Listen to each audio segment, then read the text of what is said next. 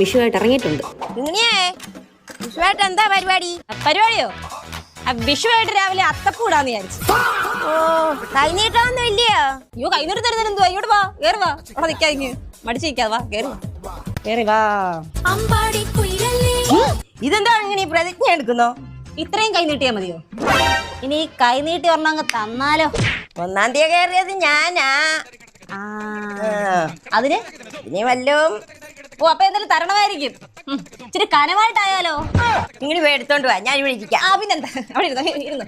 കനത്തെ ഇത് വെച്ചൊരെണ്ണം തന്നാലോ? അങ്ങനെ പറയല്ലേ, കൊണ്ടുപോ.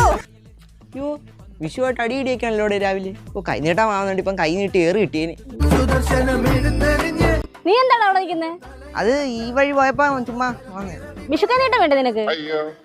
ഓ, നമ്മൾ അമ്മിൽ എന്ത് വിഷു കഞ്ഞിടഞ്ഞിട്ട് സ്നേഹം മാത്രം പോരെ. അങ്ങനെ പറഞ്ഞാൽ എങ്ങനെയാ? നമ്മളമ്മിൽ